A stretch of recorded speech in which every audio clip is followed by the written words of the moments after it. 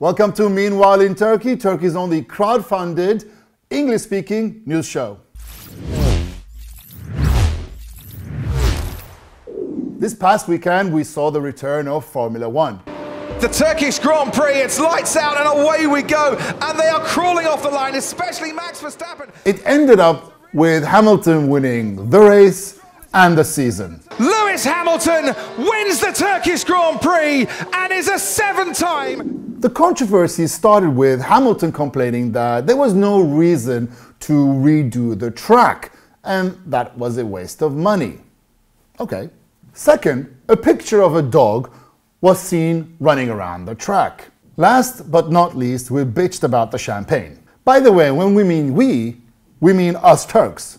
Yeah, that's right. We literally complained about things that nobody else really cared about. By the way, the complaint about the champagne is because it was not champagne. It was some kind of sugary rose water, something that doesn't sparkle.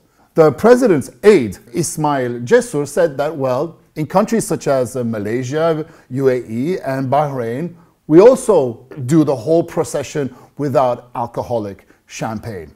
To be honest with you, I don't like to be compared to UAE, Malaysia, or Bahrain. This is Turkey. But it's not a big deal. Hamilton just said it was a waste of money. So what? The dog, well, it happens. You know, the champagne being bubbly rose water, so what? The event, although without spectators, finished without a glitch. When one official Formula One account tweeted about a latecomer in the race, it was basically a Tuzla municipality street cleaning truck on the Formula One piste, the mayor of Tuzla replied by saying, "Mind your own business," to Lewis Hamilton. All he had to do was just not say anything because it was a joke. You know, it's humor. It's what makes us great. And that's not a problem. You know, it's nothing bad. We don't have to be so sensitive about these things. Instead of rejoicing about, you know, how great of an event that was, even though I'm not a fan because I don't know the rules, some media outlets are bent on finding the most minuscule hiccup and blowing it out of proportion. You know, what a shame. Hey, listen, I'm not a fan of Formula One, you know? But you gotta give credit where credit is due. Formula One is back in Turkey, and I hope it stays. After last week's firing of the head of the central bank and accepting the resignation of his son-in-law, finance and treasury minister, through Instagram, our president has started to say things that Turks have been longing for years. Things such as revamping the judiciary system, more freedom of speech, fantastic. Economical reform, yes, these are great things. Everyone knows that these are the pillars of a great country. However, just days after he said this, the Minister of Interior announced that they had asked the Mayor of Istanbul for a defense in regards to a couple of laws that state that members of the government, for example, the Mayor of Istanbul, are not allowed to use government resources in order to oppose national policies. What's the subject about and what did he do? He started a campaign denouncing Canal Istanbul. You do remember Canal Istanbul, right? A 48-kilometer canal is being built alongside the Bosphorus Strait that divides not only the city of Istanbul, but the continents of Europe and Asia. At a cost of $10 billion, even Turkey's president calls it a crazy project. Okay. The canal is basically, we have a natural pathway between the Black Sea, Aegean, and the Mediterranean. Canal Istanbul wants to circumvent that, creating a canal around Istanbul that basically is like the Panama Canal or the Suez Canal. This is one of the major government projects that Recep Tayyip Erdoğan announced years and years ago. İstanbul'umuza Kanal İstanbul'u kazandırıyoruz. But the twice elected mayor of Istanbul is against this canal because he believes that it's going to create a natural catastrophe, it's going to endanger the wildlife of Istanbul, it's going to be a problem in case there's an earthquake, and that basically we don't need a canal. We don't need to spend that money on this canal. Hence saying either the canal or Istanbul. Ya canal, ya Istanbul. And he used all the municipality billboards to push this view. He's right in a way. This is something that has to do with Istanbul. I don't believe this is a national policy. Now, I haven't read the facts. I have to be honest with you. I can't give you my opinion about whether or not Canal Istanbul is great or not, if it's useful or not useful. Okay, that's besides the point right now.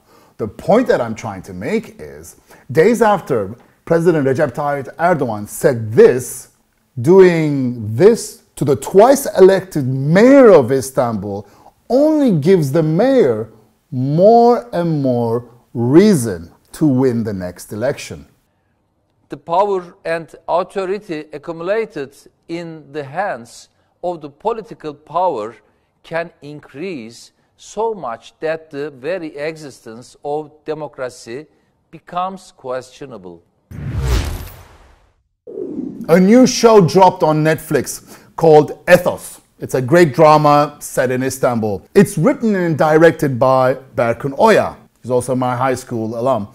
For all foreigners, I advise you to watch it. It's absolutely brilliant. Here's the teaser. Değişik hareketlerim var bak Meryem. O karıyla başladı bu iş. Abi alakası yok. Var, var. Çok alakası var.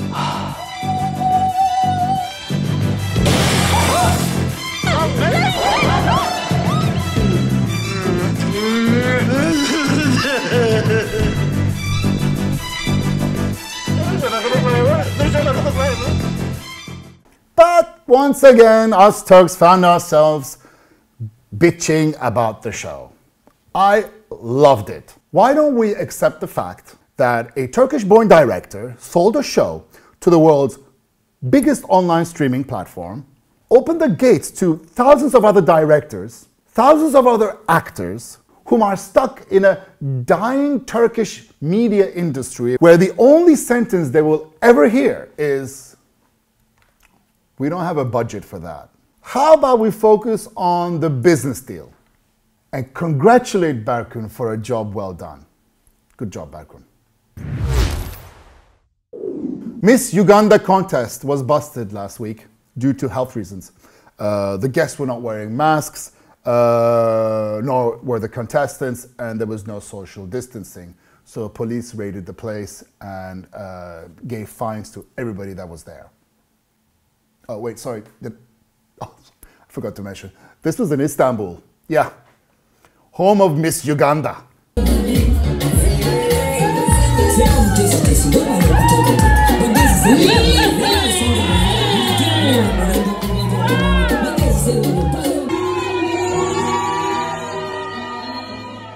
Last night, the Minister of Health announced that they had decided to implement stricter COVID regulations, such as closing down restaurants, certain lockdown hours for certain demographics.